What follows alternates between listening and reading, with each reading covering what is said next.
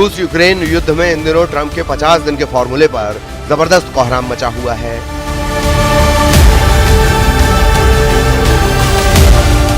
हालात ये हैं कि जहां पुतिन 50 दिन के अंदर यूक्रेन के 50% इलाके पर कब्जा करने की कोशिश में जुटे हैं, तो वहीं घबराया अमेरिका और नेटो अब पुतिन से आर पार की जंग करने के लिए मजबूर होते जा रहे हैं।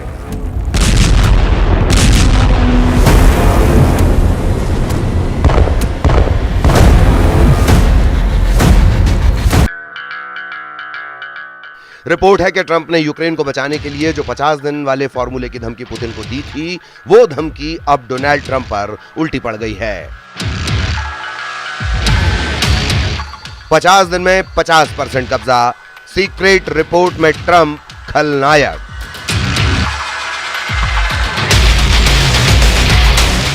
ताबूत में यूरोप के 15 देश, पुतिन की यूरोप जंग शुरू।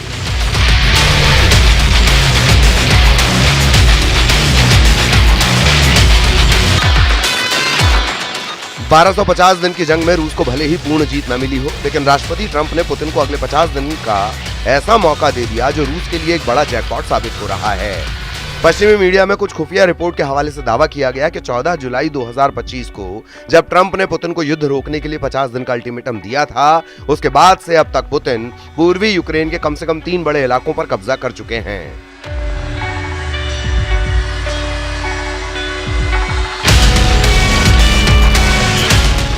दावा किया जा रहा है कि पूर्वी यूक्रेन और पूरे यूक्रेन पर भीषण हवाई जमीनी हमले करने के बावजूद ट्रंप ने अब तक रूस पर बेहद सख्त प्रतिबंध नहीं लगाए हैं। इधर यूक्रेन के राष्ट्रपति ज़ेलेंस्की एक तरफ अमेरिका और दूसरी तरफ नेटो और पश्चिमी देशों से हथियार मिलने में हो रही देरी से बेहद खफा हैं। दावा किया जा रहा है कि पूर्वी यूक्रेन के डोनेस्क में पोक्रोवस्क शहर पर रूस का कब्जा हो चुका है।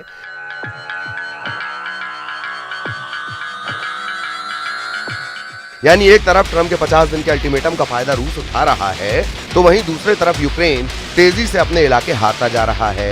सबसे पहले आप ये जान लीजिए कि ट्रंप के 50 दिन के अल्टीमेटम पर अमेरिकी मीडिया में अब रूस के फायदे को लेकर क्या-क्या दावे किए जा रहे हैं। 9 जुलाई से अब तक रूस ने यूक्रेन पर 10 गुना ज्यादा हमले किए हैं। ऐसा अनुमान है कि 9 जुलाई से अब तक रूस ने यूक्रेन पर 2500 से ज्यादा हवाई हमले किए हैं, जिसमें एक दिन में यूक्रेन के शहरों और इलाकों पर 400 से लेकर 500 ड्रोन से अटैक किया गया, जबकि रूस ने बैलिस्टिक मिसाइलों से भी यूक्रेन में भारी तबाही मचाई है। वहीं ट्रंप को लग रहा था कि उनके अल्टीमेटम देने से पुतिन घबरा जाएंगे और युद्ध रुक जाएगा।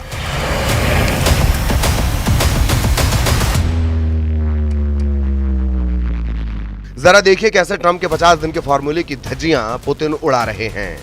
राष्ट्रपति डोनाल्ड ट्रंप ने 14 जुलाई 2025 को कहा था कि अगर पुतिन 50 दिनों के भीतर या 2 सितंबर तक युद्ध समाप्त करने से इनकार करते हैं तो रूस को कठोर प्रतिबंधों का सामना करना पड़ेगा।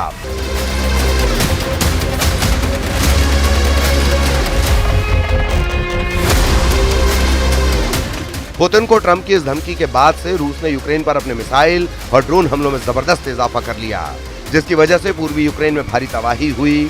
सैकड़ों यूक्रेनी नागरिक और हजारों की संख्या में यूक्रेनी सैनिक अब तक मारे जा चुके हैं। इस दौरान ट्रंप के 50 दिन के अल्टीमेटम को बकवास या कहें बोगस बताकर यह दावा किया जा रहा है कि ट्रंप ने पुतिन को 50 दिन यूक्रेन पर कब्जा करने के लिए एक तरह से दे दिए हैं।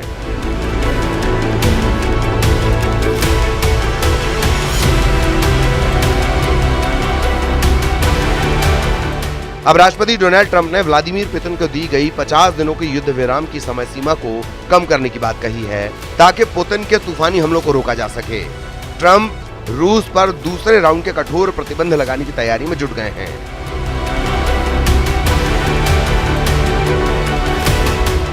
इधर होप फॉर यूक्रेन के सीईओ यूरी बोइचको ने अमेरिकी मीडिया को बताया कि पुतिन समय सीमा से पहले जितना हो सके उतना यूक्रेनी इलाका हासिल करने की कोशिश कर रहे हैं।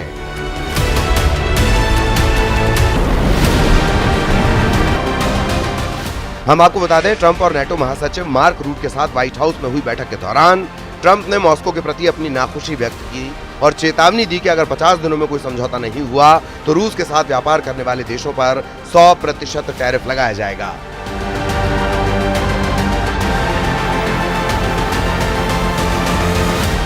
इधर युद्ध अध्ययन संस्थान यानी ISW ने 25 जुलाई को कहा कि रूसी सेना ने शायद यूक्रेन के पोक्रोवस्क के उत्तर पूर्व में नोवोइकोनोमचेने पर कब्जा कर लिया है ताकि डोनेट्स्क इलाके में रसद केंद्र को घेरने की कोशिश की जा सके, जिससे उन्हें नीपर की ओर पश्चिम की तरफ बढ़ने में मदद मिल सके।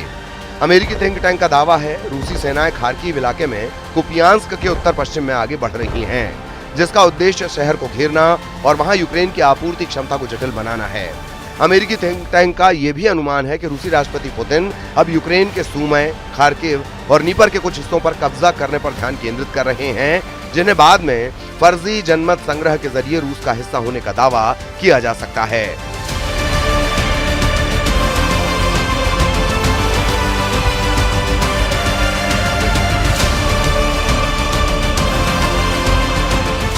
यूक्रेन के राष्ट्रपति ज़ेलेंस्की का कहना है कि commander in chief Oleksandr Syrskyi ने एक रिपोर्ट प्रस्तुत की है।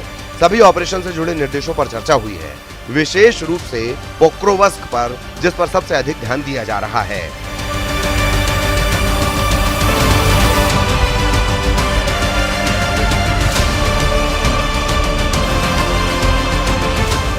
सूमय इलाके में हम सीमावर्ती क्षेत्रों में अपनी कार्रवाई जारी रखे हुए हैं। मैं रूसी क्षेत्र में कार्यरत अपनी सभी इकाइयों को भी धन्यवाद देना चाहता हूं। इधर रूस पिछले 10 दिनों से यूक्रेन पर बेहद तेज रफ्तार हमले कर रहा है।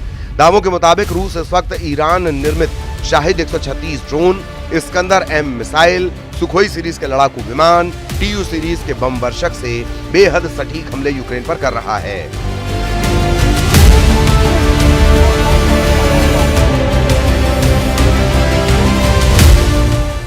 यूक्रेन का दावा है कि रूस ने नए इलाकों को इसलिए निशाना बनाना शुरू किया है ताकि यूक्रेन की अग्रिम सुरक्षा पंक्ति को तोड़ा और भटकाया जा सके। कुछ खबरों में दावा किया गया कि पुतिन के आदेश पर रूसी सेना की छोटी छोटी टीमों को यूक्रेन पर हमला करने के लिए भेजा गया है। 4 और 2 पहियों वाली बाइक से रूसी सेना यूक्रेन के नए इलाकों में तेजी से हमले कर रही है, जिसकी वजह से यूक्रेन के सामने समस्या ये हो गई है कि रूसी सैनिकों की छोटी हमलावर टीमों को मारने में बहुत ज्यादा हथियार और सैनिकों की जरूरत पड़ रही है। रूस की इस खूनी रणनीति को देखते हुए अमेरिका और फ्रांस ही रूस से सीधी जंग की तैयारी में जुट चुके हैं और इसीलिए अमेरिका ने ऐलान कर दिया है कि हमने यूक्रेन को हथियार सप्लाई शुरू कर दी है, जिसे रोका गया था। जरा अमेरिका से आई इस खबर को देखिए।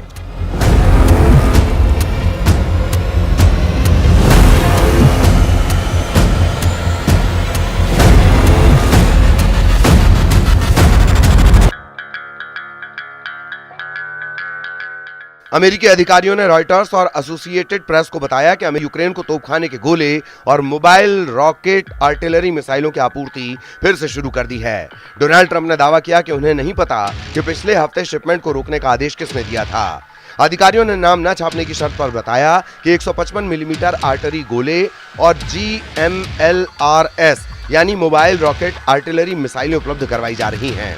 पिछले हफ्ते रोकी गई शिपमेंट में 30 पैट्रियट मिसाइलें, 8500 155 मिलीमीटर आर्टिलरी गोले, 250 से ज्यादा सटीक GMLRS मिसाइलें और 142 हेलफायर हवा से सतह पर मार करने वाली मिसाइलें शामिल थीं।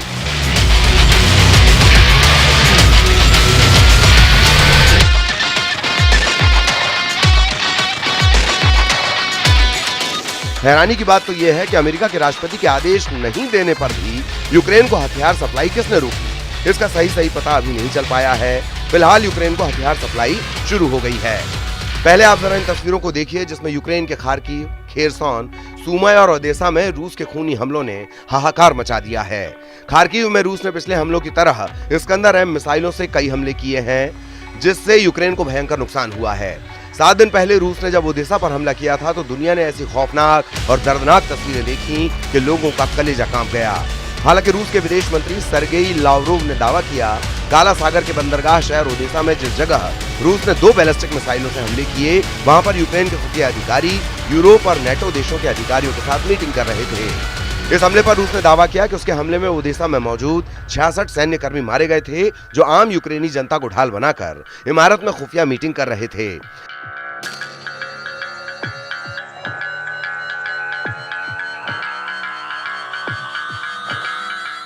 रूस ने इस हमलों से साबित कर दिया था कि यूक्रेन की तरफ से यूरोपीय देशों ने रूस के खिलाफ सीधी जंग शुरू कर दी है।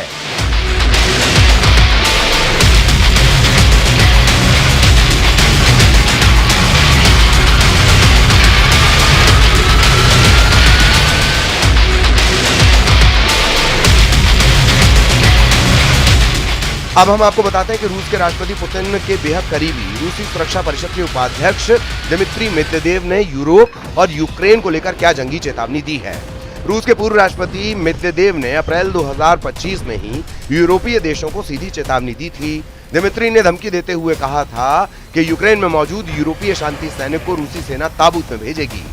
दिमित्री मेदवेदेव ने यह धमकी फ्रांस की राजधानी पेरिस में अमेरिकी और फ्रेंच अधिकारियों की बैठक के बाद दी है। दावा किया जा रहा है कि पेरिस, लंदन और बेल्जियम में हुई यूरोपीय देशों की मीटिंग में रूस के खिलाफ खुली जंग की बात कही गई है। इसी को लेकर रूस यूरोपीय देशों पर बुरी तरह भड़का हुआ है। ब्रिटेन और फ्रांस के नेतृत्व में करीब 15 यूरोपीय देश यूक्रेन में अपने सैनिकों को भेजने पर राजी होते दिख रहे हैं। इसलिए रूस ने चेतावनी दी है कि वो यूक्रेनी धरती पर किसी भी पश्चिमी सैन्य उपस्थिति को बर्दाश्त नहीं करेगा।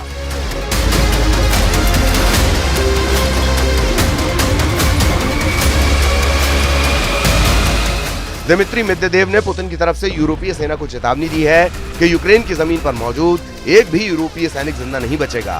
रूस हर यूरोपीय सैनिक को मारकर ताबूत में बंद करके भेज देगा।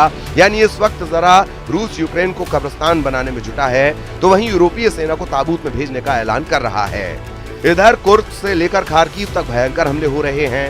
यूक्रेनी सेना भी रूस पर हमला कर रही है। रूस के रक्षा मंत्रालय के मुताबिक उसके एयर डिफेंस सिस्टम ने रात भर में 6 रूसी इलाकों में 71 यूक्रेनी ड्रोनों को तबाह कर डाला है।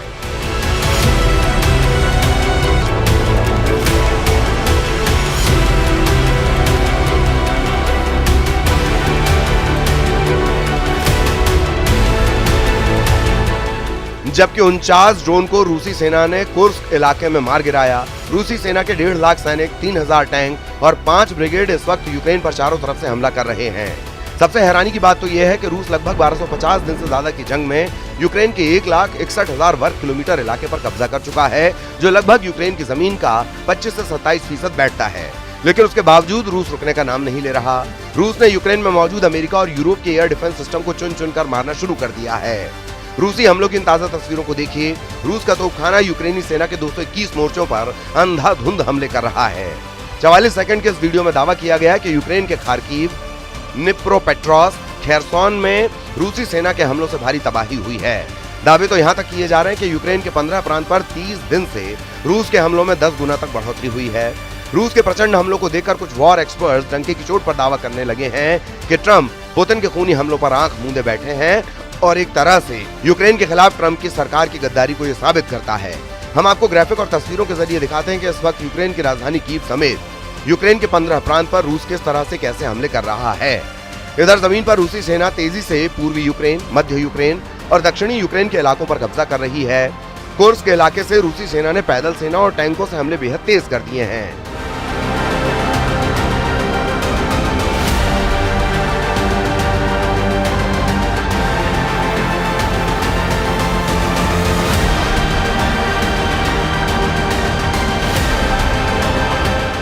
उत्तर कोरिया के सैनिकों के साथ मिलकर रूसी सेना ने पूर्वी यूक्रेन में कुर्स्क के इलाके से हमले किए हैं।